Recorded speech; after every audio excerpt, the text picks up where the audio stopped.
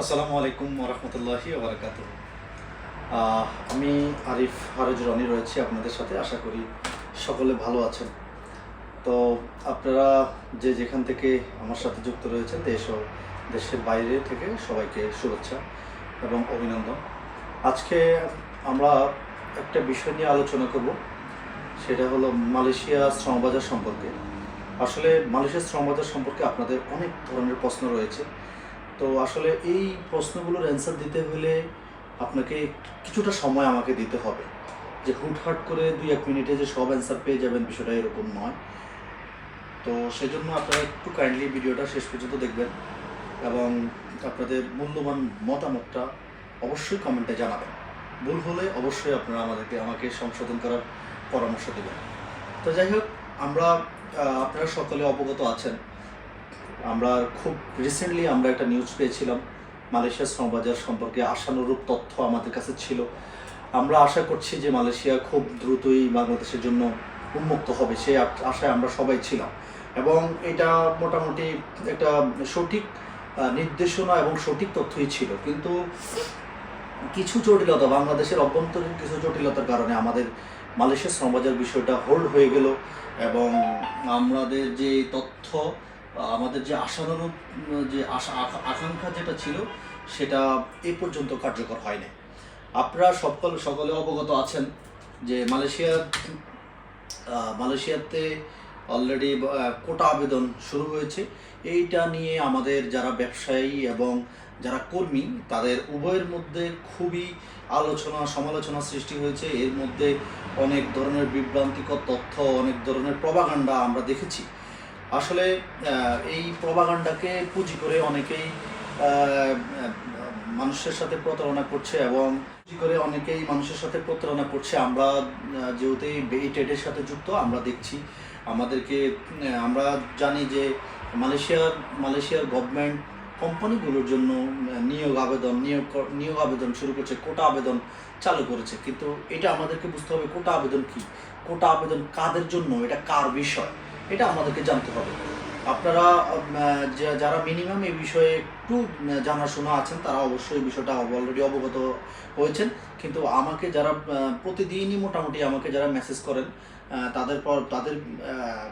তাদের জন্য আমার এই ভিডিওটি মেক করা। আপনারা কাইন্ডলি একটু টোটাল ভিডিওটা দেখে আপনারা মন্তব্য করবেন। আপনারা এই বিষয়টা, যখন মালয়েশিয়ার সরকার কোটা আবেদন চালু করেছে, এটা কাদের জন্য? আমরা আমাদের নিউজগুলোকে দেখছি যে মিথ্যা বিভ্রান্তিকর তথ্য দিয়ে সব গুলিয়ে ফেলেছে, যে তারা যাচাই বাছাই ছাড়া 24 লক্ষ 25 লক্ষ কর্মী নিবে। এই ধরনের মিথ্যা প্রপাগান্ডা আমরা আমাদের মিডিয়াগুলো থেকে দেখেছি। কিন্তু আসলে সত্যতা হলো, মালয়েশিয়ার গভর্নমেন্ট কোটা আবেদন চালু করেছে সেই দেশের কোম্পানিগুলোর জন্য। মানে একটা কোম্পানি কতজন লোক তার প্রয়োজন, সে তাদের সোর্স কান্ট্রি থেকে, সে কোন দেশ থেকে কতজন কর্মী সে নিতে চায়, সে আবেদনটা সরকারকে দেওয়ার জন্য যে প্রক্রিয়া, সেটাই চালু করেছে এবং সেটাকেই আমরা কোটা আবেদন প্রক্রিয়া চালু হওয়া বুঝি। তো এটা চালু হয়েছে মালয়েশিয়ার কোম্পানিগুলোর জন্য। একটা কোম্পানি তার কোম্পানিতে কতজন কর্মী নিবে সেই সম্পর্কে বিস্তারিত তথ্য দিয়ে সরকারের কাছে আবেদন করবে। এইটাকেই বলা হয় কোটা আবেদন এবং এটাই চালু হয়েছে। এটার সাথে বাংলাদেশের কর্মী অথবা বাংলাদেশের ব্যবসায়ীদের কোনো সম্পর্ক নেই। এক শ্রেণীর মানুষ এটা নিয়ে বিভিন্ন প্রপাগান্ডা ছড়িয়েছে যে আমরা গত মাসে দেখেছি যে আগস্ট মাসেই 100% মেডিকেল চালু হয়ে যাবে। আমরা এই মাসে আবার আমাকে কয়েকজনে পাঠিয়েছে যে কিছু ভদ্রলোক, কিছু ব্যবসায়ী, তারা বলতেছে যে অক্টোবরের প্রথম সপ্তাহে মেডিকেল কমপ্লিট 100%। এই ধরনের কথা বলে বিভিন্ন কোম্পানির নাম করে মানুষের কাছ থেকে পাসপোর্ট, টাকা কালেকশন করতেছে। আমাকে গত 3 দিন, যদি ভুল না হয়, আমার 3 দিন আগে আমার খুব পরিচিত একজন মানুষ, উনি আমার বলতেছে যে ভাই, এই ঘটনা আমার এলাকা থেকে 3 জন মানুষ দেখলাম বনানীতে মেডিকেল করতে আসছে মালয়েশিয়ার জন্য, 1 লক্ষ টাকা জমা দিতেছে আর পাসপোর্ট জমা দিতেছে। এখন একটা মেডিকেল করবে, পরবর্তীতে যদি জমা দিতে দেরি হয় তাইলে মনে হয় আর ভিসা পাওয়া যাবে না, কর্মী সংকট, মানে ভিসার সংকট হবে, এরকম। এই জন্যই তারা এখন নতুন করে আগেই পাসপোর্ট এবং টাকা জমা দিয়ে দিচ্ছে। তো আমাকে উনি বিষয়টা বলে, দেখেন এই ধরনের কার্যক্রম মানুষগুলো করছে। আসলে আমরা এই ফাঁদে পা দিয়েছি।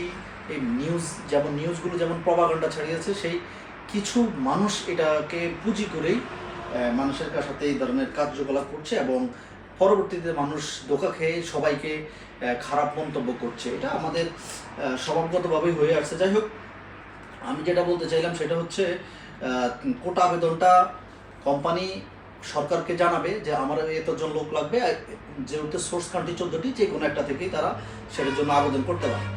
তো সেই কোটা আবেদনটা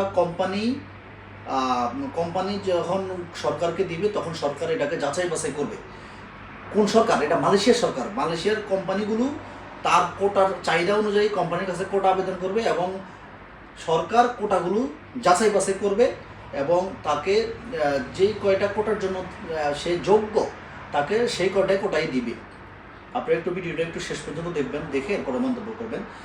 তো সরকার যখন তাকে অনুমোদন দিবে, কোটার অনুমোদন দিবে, যদি সে 100 কোটা চায়, যদি তাকে 50টা দেয়, কোম্পানি যাচাই বাছাই দেয়, সরকার যাচাই বাছাই করার পর যদি তাকে 50টা দেয়, তাহলে সে 50 জন কর্মী যে কোনো তার চয়েসের দেশ, সেটা বাংলাদেশ হতে পারে, ইন্ডিয়া হতে পারে, নেপাল হতে পারে, হ্যাঁ, যে কোনো দেশে হতে পারে।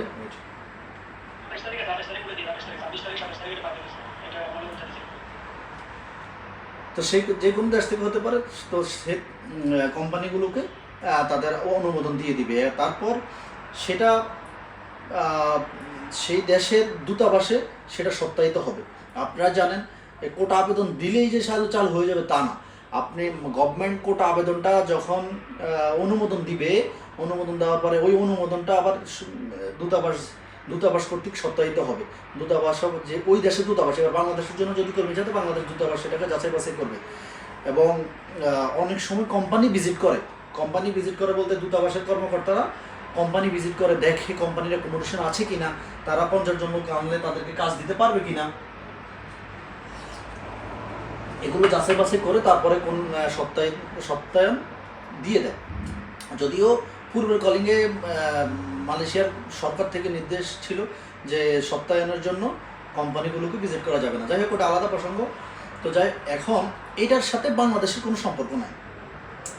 এই যে এতক্ষণ যে কথাগুলো বললাম, এটা হলো মাত্র মালয়েশিয়ার কর্মী নেওয়ার প্রক্রিয়া, কিন্তু এটার সাথে বাংলাদেশের কোনো সম্পর্ক নাই। তো বাংলাদেশের সম্পর্ক কোথায়? আপনারা সকলে জানেন যে বাংলাদেশের বর্তমান উপদেষ্টা মালয়েশিয়াতে যাওয়ার পরে আমরা একটা আশানুরূপ তথ্যর অপেক্ষা ছিলাম এবং সেটাই হয়েছে। বাংলাদেশ থেকে তারা কর্মী নিতে আগ্রহী, আমরা এগুলো সবই জানছি। কিন্তু তারা আগের যে MOU 2021 সালে যে চুক্তি করছে, সে চুক্তি অনুযায়ী নিবে। আপনারা জানেন সেই চুক্তিটা হয়েছিল 100টা সিন্ডিকেট, প্রথমে ছিল 25টা, তারপরে আরও 75-76 জন আসছে। তো মোট 100টা সিন্ডিকেটের মাধ্যমে নিবে। কিন্তু বর্তমান সরকার সেই সিন্ডিকেটে দিবে কিনা সেটা হলো কথা। এখন বাংলাদেশের পক্ষ থেকে মালয়েশিয়া কলিং বিষয় অথবা মালয়েশিয়া সমাজে খুলতে দেরি হওয়ার একমাত্র কারণ সিন্ডিকেট বিষয় জটিলতা। আমি আপনাদেরকে আগেও বলেছি, আবারও বলি যে বাংলাদেশ যদি যেহেতু মালয়েশিয়ার গভর্নমেন্টের কাছে কোম্পানিগুলো 31শে ডিসেম্বর 2025 পর্যন্ত কোটার জন্য আবেদন করতে পারবে। আবেদন সত্যায়িত কমপ্লিট হওয়ার পরে সরকার অনুমোদন, দূতাবাস কর্তৃক সত্যায়িত, এগুলো কমপ্লিট হওয়ার পরে যেই দেশের জন্য কর্মী নিতে চায় সেই দেশ থেকে নিতে পারবে, ওপেন হওয়ার পরে নিতে পারবে। কিন্তু এখন বাংলাদেশ থেকে কি নিতে পারবে? এই প্রশ্নটা আমাদের। ধরেন 2025 সালের 31শে ডিসেম্বর পরে তো আর আবেদন করা যাচ্ছে না। তার মানে যতগুলো আবেদন পড়ছে এই আবেদনের ভিতরেই কর্মী নিতে হবে। তো সেক্ষেত্রে বাংলাদেশের অবস্থান কি? বাংলাদেশ কি পাঠাতে পারবে?